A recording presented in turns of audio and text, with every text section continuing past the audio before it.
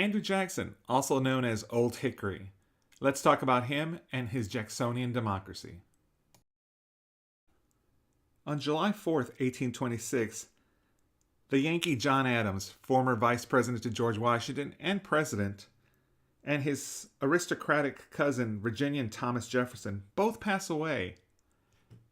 Not during the same year, but on the exact same day, and it happened to be 4th of July. America's revolutionary generation was gone. The Washingtons, the Adams, the Ben Franklins, the Thomas Jeffersons have all passed away. And with them went the last vestiges of the Federalist and Republican parties. We will see a new type of politician rise up, Andrew Jackson. With the election of Andrew Jackson in 1828, we'll see him usher in a new balance of political power. In fact, we'll see two new political parties emerge. Jackson's Democratic Party is proof of the common people's right to pick a president. No longer were Virginia presidents and Northern moneymen calling the shots. Class systems were breaking down. Some states had recently abolished property requirements for voting. These poor folk would support General Jackson. The election of 1828 brought a great victory for the man Andrew Jackson. Not only did he get almost 70% of the votes cast in the Electoral College, popular participation in the election soared to an unheard of 60%. This more than doubled the turnout in 1824 in the prior election. Jackson clearly had a sweeping political movement. Andrew Jackson's message for this presidential campaign remained largely the same from the previous election, which he had lost. But this message grew in intensity. Jackson warned that the nation had been corrupted by the special privilege, and that the proper road to reform, according to Jackson, lay in an absolute acceptance of majority rule, as expressed through the democratic process. Beyond these general principles, however, Jackson's campaign was notably vague about the specific policies. Instead, it stressed Jackson's life story as a man who had risen from the modest origins to become a successful Tennessee planter.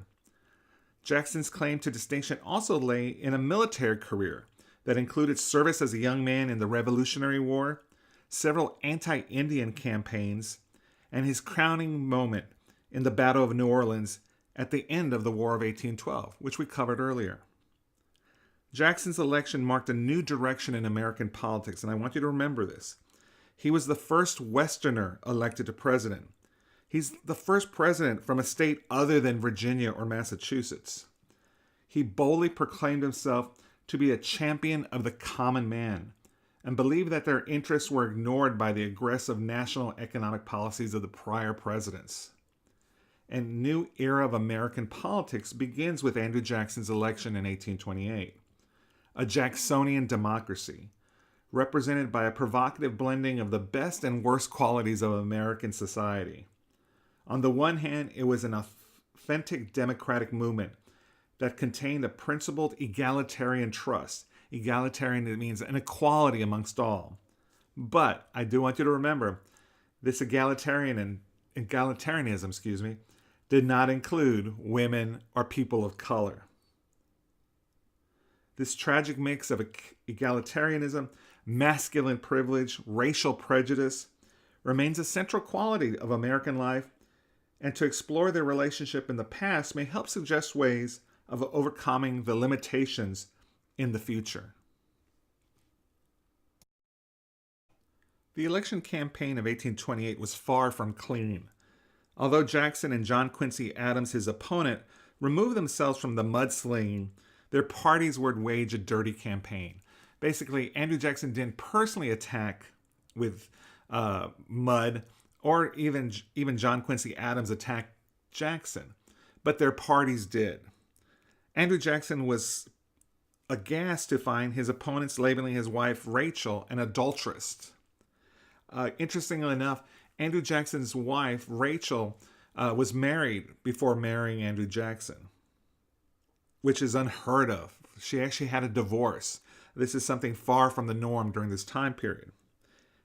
Shortly after the campaign, in fact, Rachel, his wife, will pass away, and Andrew Jackson will blame his political enemies for her death.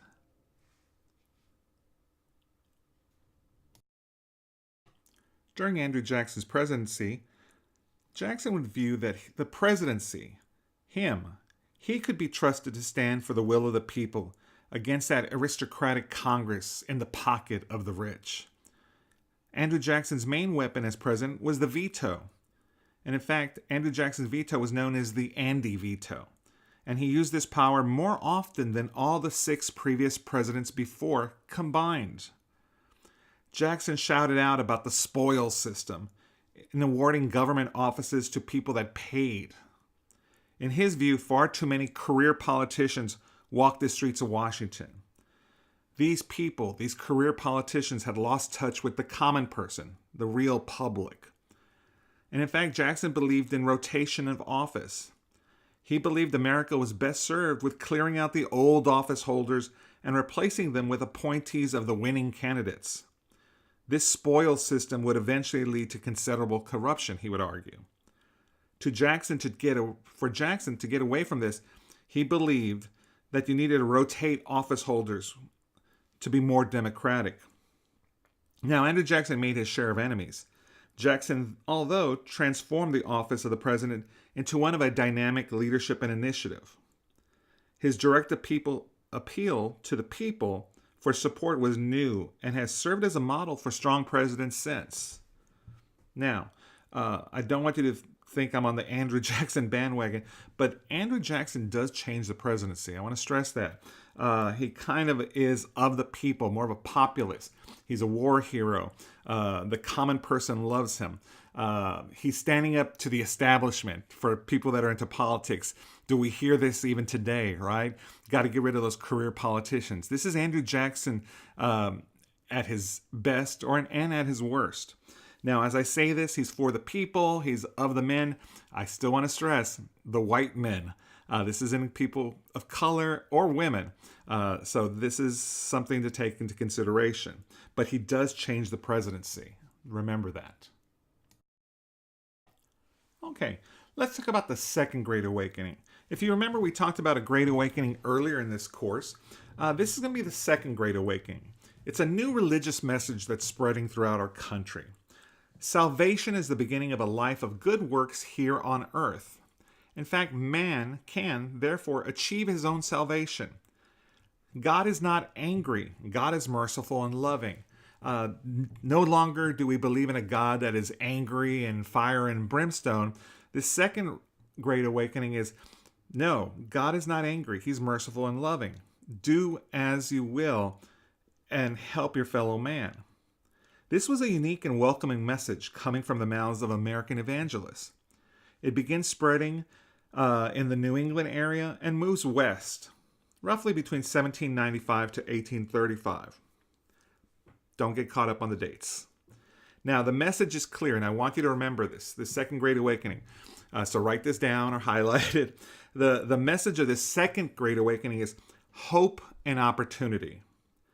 Hope and opportunity. Religion was not only revived, it was being transformed. Gone was the warnings that man was totally depraved and that he was predestined to salvation or damnation, that it was already preordained. No, the Second Great Awakening with hope and opportunity lets you determine where you're going to go. God is not angry and full of vengeance, not anymore under the Second Great Awakening.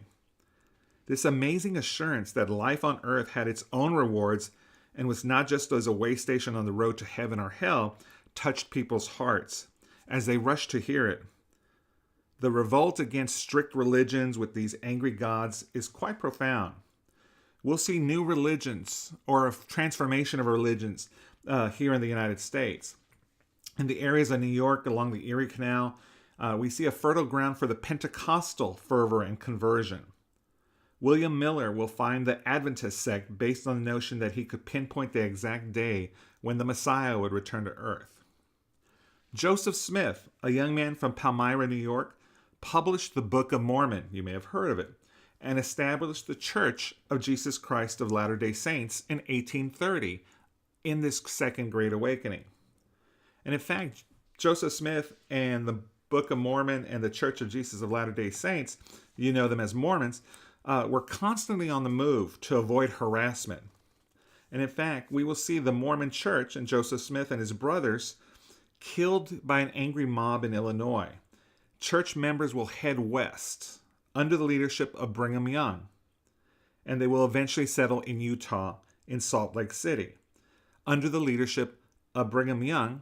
And you may recognize the name because there's a university, Brigham Young University, in Utah, BYU.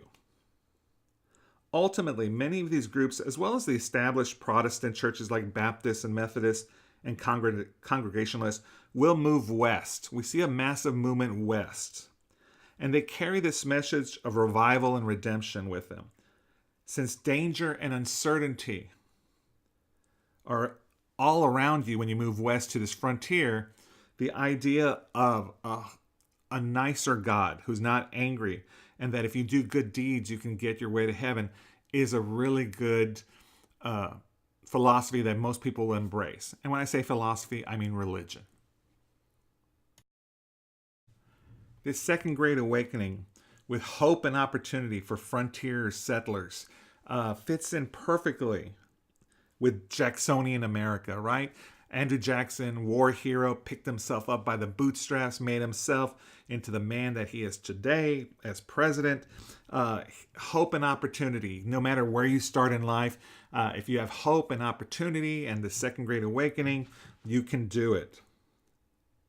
In fact, hope and opportunity and the Second Great Awakening, we see an abundance of gains in church attendance, especially amongst Methodists and Baptists. And in fact, with less formal clergy and the notion that anyone could be saved, these groups once again will mesh nicely with Jacksonian democracy at this time. In fact, during this time period, women became more involved than men, and preachers soon used the revival to promote a women's sphere in the church and at home. A women's sphere meaning where women belong in society, in the church, and also at home. We'll also see reform movements designed to improve the worst evils of industrial progress emerge from the churches of America. This Second Great Awakening, and I know I'm stressing this a bit, the Second Great Awakening has a profound effect on the United States.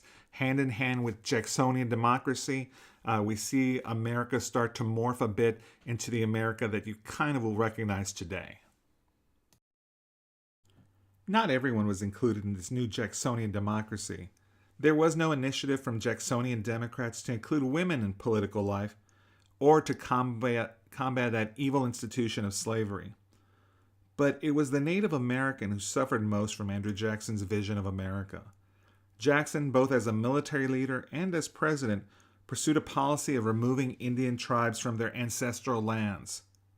This relocation would make room for settlers, white settlers, and often for speculators, who made large profits from the purchase and sale of this land formerly inhabited by these tribes. Indian policy of this nature caused no problems for Andrew Jackson.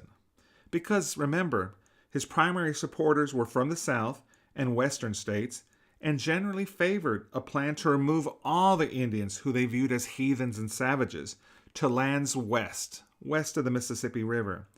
And as we all know, later on, keep on pushing them further and further out. While Jackson and other politicians, they would put a very positive spin on the removal of Indians, saying it was for their own good, and that if they wanted to stay, they could, but they'd have to learn the ways of the white man and get civilized. The removal of these Indian tribes was brutal, very brutal, but there was little the Indians could do to defend themselves. There are several instances where groups of tribes, such as in 1832, where about 1,000 Fox Indians and Sac Indians were led by Chief Black Hawk. But the United States militia, i.e. the military, easily drove them back with their advanced weaponry. The Seminole resistance in Florida was more formidable for the U.S. military and resulted in a war, an Indian-American war, that lasted until the 1840s. But once again, the United States military and their advanced weaponry was too much for the Native Americans. The Cherokee Nation of Georgia was quite advanced. The Cherokee people were by no means frontier savages. To say the least, they were the exact opposite of that term. And they would eventually use legal action to try to resist the white onslaught of settlers. In fact, the Cherokees by the 1830s had developed their own written language. They had printed newspapers, elected leaders to represent them in their own tribal government. But when the state of Georgia refused to recognize their autonomy and threatened to seize their lands, the Cherokees would actually use the white man's court and take their case to the United States Supreme Court. And they actually won their case. John Marshall, Supreme Court Justice, wrote the superior opinion in Cherokee Nation versus Georgia, which essentially said Georgia had no jurisdiction. The state of Georgia had no rights over the Cherokees and no claims to their land. But Georgia officials simply ignored the decision, and President Jackson, Andrew Jackson, refused to enforce it.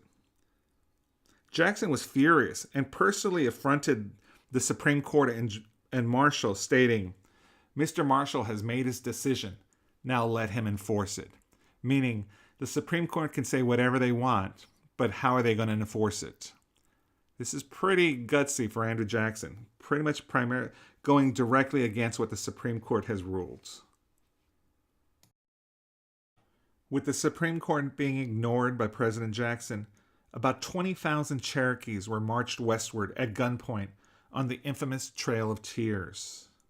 Nearly a quarter, 1/4 of the Cherokees died on the way, with the remainder left to seek survival in a completely foreign land that they had not grown up with. The tribe became hopelessly divided as the followers of the chiefs murdered those who signed the treaty, forcing them to move. The Trail of Tears is the most powerful and most sorrowful legacy of that Jacksonian era. Let's end the module on these next couple of slides regarding manifest destiny. Like we've mentioned before, expansion westward seemed perfectly natural to many Americans in the mid-19th century. Pioneers believed that America had a divine obligation to stretch the boundaries of the Republic to the Pacific Ocean from the Atlantic. Independence had been won in the Revolution and reaffirmed in the War of 1812. The spirit of nationalism that swept the nation in the next 2 decades demanded more territory. The every man is equal mentality of the Jacksonian era fueled this optimism. Now, with territory up to the Mississippi River claimed and settled, and the Louisiana Purchase, which we talked about earlier, Americans headed west in droves. Newspaper editor John O. O'Sullivan coined the term manifest destiny in 1845 to describe the essence of this mindset. John L. O'Sullivan, which you should have read in your readings, kind of puts out there why God has willed it, why we need to. We, the United States, America needs to go from the Atlantic to the Pacific, that it's willed that way, that eventually it will happen. In addition, that religious fervor I had talked about with the Second Great Awakening created another incentive to go west. Indeed, many settlers believed that God himself blessed the growth of the American nation, and that Native Americans were heathens in need of Christianizing. American missionaries believed they could save souls and became among the first to cross the Mississippi River heading west. At the heart of Manifest Destiny was the pervasive belief in the American cultural and racial superiority. Native Americans had long been perceived as inferior, and efforts to civilize them had begun. The Hispanics, the Mexicans who ruled Texas, and the lucrative ports of California were also seen as backward, as seen with the O'Sullivan piece you should have read. But there's another problem we need to talk about. The problem I'm talking about is the desire of Southerners to find more land suitable for cotton cultivation. This would eventually spread slavery further west and south. North of the Mason-Dixon line, many citizens were deeply concerned about adding any more slave states. Manifest Destiny touched on issues of religion, money, race, patriotism, and morality. These would all clash in the 1840s as a truly great drama of regional conflict begins to unfold. As you can see by the map, Texas, California, and the states in between are still controlled by Mexico and other territories. But, as we know, Mexico will eventually cede these territories in the Mexican-American War. But be careful what you wish for, United States, because with all this added land, are they going to be free states or slave states? Are they going to grow cotton?